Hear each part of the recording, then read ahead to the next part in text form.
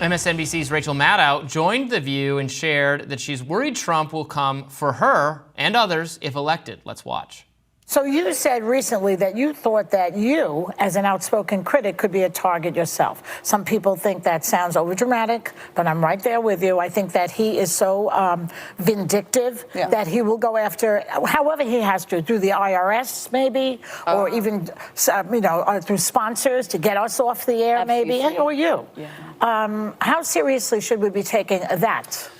Well, so I was asked, am I worried about me? And my answer was, I'm worried about all of us. I'm no more worried about me than I am worried about everybody in the country. I think it's bad to have somebody saying, give me as much power as you can in this country so I can use it to go after other Americans. So I can use it to go after these subhuman internal enemies and I'll destroy them. Like, that's just not a good system for anybody. And I don't think anybody's safe. I think there's a pattern where he picks out individual people and effectively terrorizes them. I mean, there's Stormy Daniels wearing a bulletproof vest to get into the courthouse. Maddow was also asked if Democrats should have a backup plan for Biden. Watch. Trump continues to outperform Biden in key battleground states. Is there a world in which Democrats should have a backup plan for Joe Biden? A backup plan? If he needed to be replaced on the ticket. If we're 3 months out and Trump's still beating him in Michigan, Pennsylvania, Georgia, Arizona, North Carolina. I mean, I think the backup plan is run a better campaign, right? There's no reason that Joe Biden's record as a president is a very, very strong record. I mean, we are the economic envy of the world. Right. Doesn't mean our economy is perfect, but literally we are the envy of the world. We've got a better situation than anybody. We've got unemployment rates that we haven't seen in generations. We've got economic growth that any major country in the world would kill for. Yeah, but that's not the information that they're getting on Fox. But it's true. And so Biden hasn't been disqualified from running for the presidency by anything having to do with any of his performance. It's just that it's going to be a tough fight. And so I think the backup plan is fight harder. The backup plan is make sure you win the Senate. The backup plan is people should volunteer earlier and do more and give more money and do all of those things. And there's no reason, I think, to have it be there be this fantasy that Biden's not the president and that Biden isn't the nominee. He is, and he's going to be. And I think that's a fixed variable. I think the problem with that argument is that, yes, the U.S. is the economic envy of the world. We are, compared to the rest of the world, we're doing great. That was also true under Donald Trump's presidency, and in fact, that was true under Donald Trump's presidency, and inflation was not as bad. And people have a very fond memories, small business, large business, workers, people have very fond memories of the economic situation under Donald Trump. So I don't know that argument that like things are really great right now. I mean, things are generally pretty good in America. Obviously, there are policies, that we argue about or think should be different, but it was still it was a great country. Before COVID happened, which was ruining Donald Trump's whole presidency, things were pretty good. It's a lot. It's a big stretch, though, to dismiss the impact of COVID on America. Oh no, I'm not dismissing it, but it was presidency, not Trump's, right? It was not Trump's doing. And up until then, they're the Maddows of the world were talking about how Trump could have a second term. Yeah. Right. Until COVID, mismanagement, deaths of a couple million people, the chaos, right? The vibes of Trump were also problematic for a lot of people. They're like it feels that we're abnormal, we're out of whack. And so much of the Biden campaign, which the entire thing was done in COVID, was about a return to normalcy. Yeah. And now things feel normal in that way. Now we're back to bad politics as usual, right? The idea of fractured systems and are people truly getting represented when they vote, that is a massive problem. That is a structural issue that we have that has resulted in two machines that very early in a process, a handful of states get to decide who is the person that comes up from those two machines, and now those two people duke it out. I don't like that system. It is the binary choice that we have. The conventions are just a formality at this point for what we know these two parties are going to put before us. So I do understand and do at this point, however much I don't like it, agree with Rachel's point that these two candidates need to earn people's votes. But these are the two candidates that we have in front of us. Yeah, there's very little to do about it now. They could technically still at the Democratic National Convention, make some change. I think it is extremely, extraordinarily unlikely that they would do that. I don't know that it would be a mistake to do it, given that Biden is behind by a lot of the metrics. He's losing in the polls to Trump.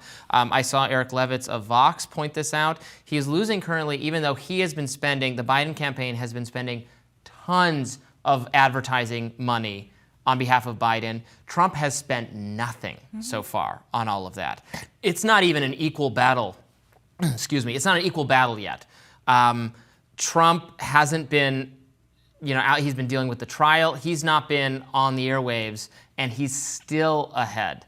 No one Biden is not expected to win several already of the states that he had picked up in 2020, your Georgia, Arizona, et cetera. It will again come down to the states Hillary lost, giving giving Trump the presidency in 2016, in Michigan, Pennsylvania, Wisconsin. And I mean, it's a grim picture for him there. So then the question is, is it riskier to leave him on to not do? I understand it would be crazy and dramatic if they did something last minute at the convention, if they changed it to something else. That would be a wild and out there move that would not necessarily be a good one. But if they're going to lose anyway, why not try it? Well, the part of the challenge, right, is that where we are right now is with an electorate that is not nearly as plugged in as we are, or want, our viewers, and talking about the back and forth, and polls are every day and they're a dime a dozen. Yeah. The October period of when there's a real awareness of, in broader voters of, there's an election coming up. Let me tune in and see how I feel now. I mean, frankly, the fact that we have a 1.5-year campaign is bonkers to me, and I'm numb to it most of the time. The British system, publicly funded, 3 months, you're done. I'm like, okay, that actually would allow me to tune in, plug in a way that fits in with actually living my life, and then let people do the things they need to do. Be that as you it want to put may. me out of a job? What would we talk about? Well, as I said, I realized what I was doing here is this is actually what I do for a living. Yeah. But I still hate it, right? That's how bad it is. The idea that right now, today, is going to determine everything like that. Okay, we have anxiety. Trump says the crazy things about democracy. He is better trained now of what to do with governance than he was before. So they have plans and tools and ideas in place that they actually know how to execute about changing the Constitution, about how change administration functions, and really making it about Trump and his acolytes and not about what a broad coalition of different people look like.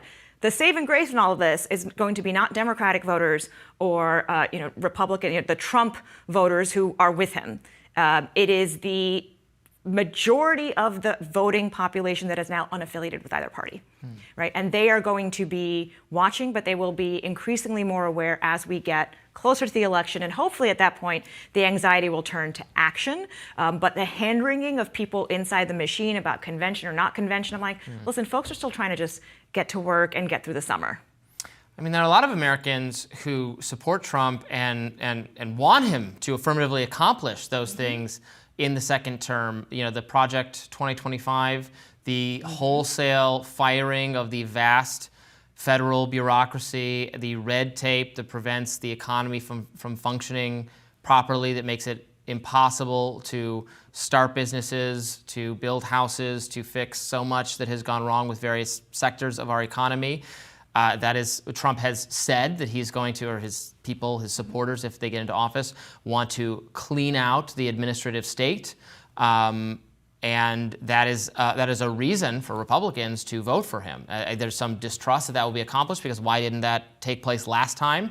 But to your point, maybe they have a better understanding of how the levers work now and might be able to operate them to accomplish this thing that conservatives actually do want. So ultimately, this is going to be a referendum on Trump.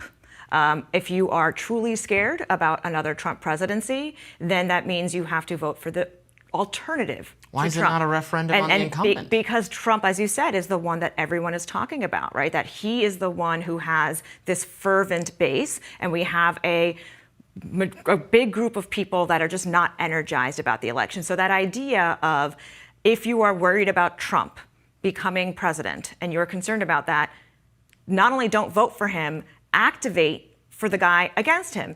And also blame the Republican Party for Trump, right? He is run on the Republican ticket. No other Republican was able to create a coalition or get opposition. Like, there's something fundamentally wrong with what used to be the GOP if Trump is the ideal conservative principled candidate, I don't right? agree So that like it's that a is referendum on the Trump. It's a referendum on Biden. Biden is the president. He's been so for 4 years. It's a referendum on gas prices and housing prices and food prices. It's a referendum on the man you hear speaking at that podium, and you have to imagine being president for another 4 years. It's a referendum on him. And a lot of Americans saying, man, I don't like Trump's vibes. I don't like the crazy things he says. I certainly don't like what he did to stay in power, but I have to think about my grocery bill. I have to think about what federal agencies are coming after the small business I work for. I have to think about whether I trust the person in charge to negotiate